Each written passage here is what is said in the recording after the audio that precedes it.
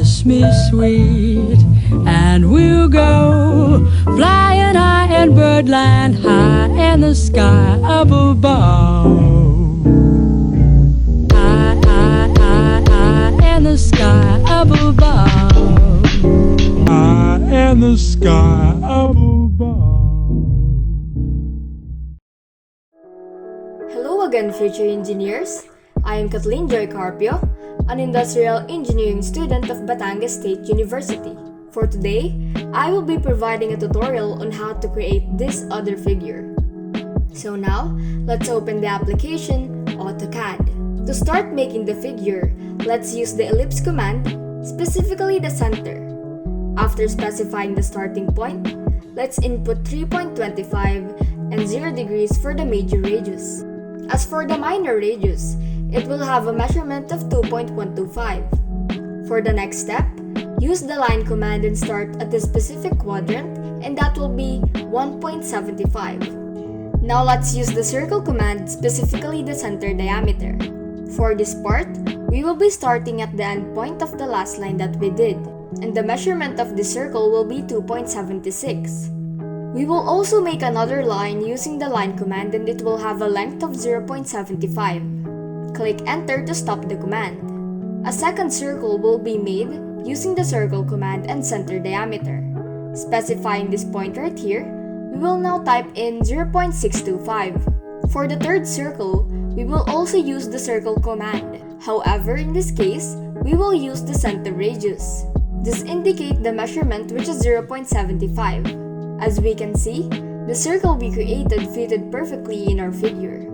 Starting from this endpoint, let's use the line command to make a 0.87 line, and we will just repeat the process for this lower part.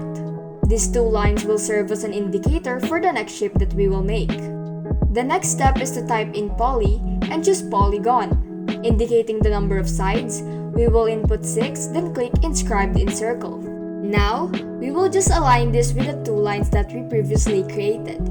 Then remove these two lines. After cleaning that, let's use the circle command once again and input 3-5/8. Now we're going to click this big circle for us to see the points, and starting from the center of the circle, we will be copying it to this part of the figure. Now let's start trimming the parts which we will not need in the figure.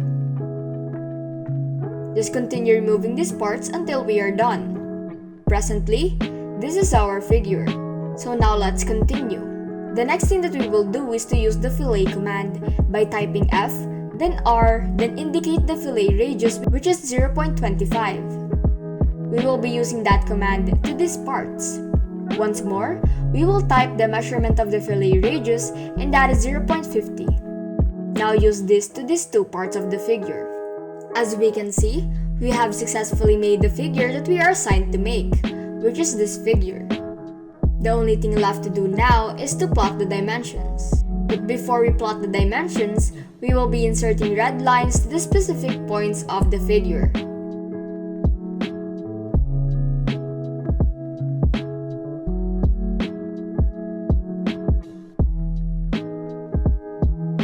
After creating all the red lines, let's proceed in making the magenta line.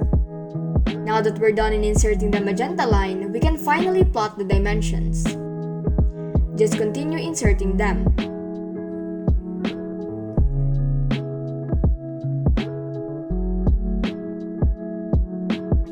Let's just change this color white to red.